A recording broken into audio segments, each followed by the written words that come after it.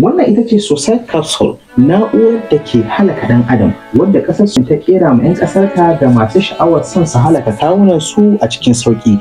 Ku biyo mu sannu a hankali domin jin yadda aka yi wannan ƙasa ta samar ma al'ummar ƙasarta wannan na'ura ta zamani domin taimaka ma kansu wurin sheke kawunan su amma fa a cikin sauƙi. Amma kafin nan kamar kullum idan wannan shine zuwanka na farko a wannan pejin namu na multimedia, kada ka manta da danna mana alamar follow, a yi comment, a yi liking, sannan ku ci gaba da sharing ɗin waɗannan programs ɗin namu.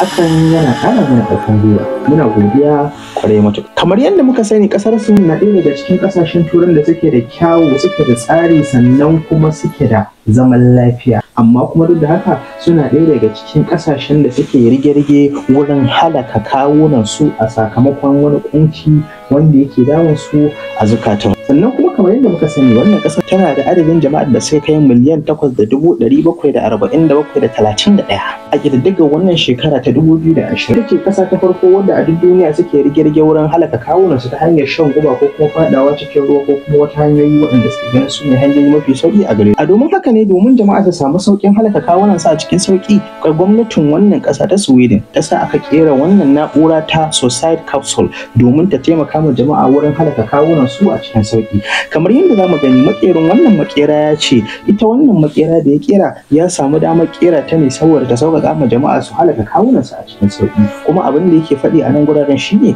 ya ce ita wannan na'ura da ya ƙera za ta ba mutane sauƙi ta hanyar sheƙe musu rayuwarsu tamkar suna mafarki ko kuma suna yin wani bacci mai daɗi. Kuma ya ce wannan abin zai faru ne a cikin ƙasa da minti guda. Ya ce idan mutum ya shiga ya yi matashin kai da wannan na'ura, zai ji wani bacci mai daɗi ya zo ya same shi yana ratsa shi ko ta ina.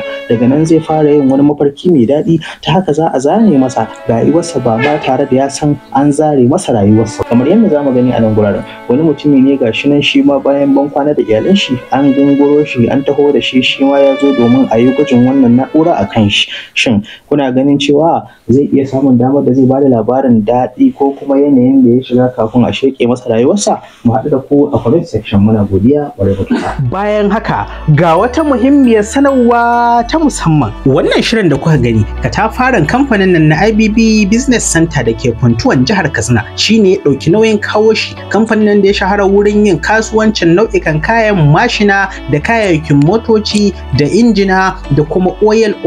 Ku dai ku sayi duk abin da kuke so a duk inda kuke, su kuma tura muku kaya a duk inda kuke a cikin farashi mai rahusa. MAF Multimedia Funtuwa.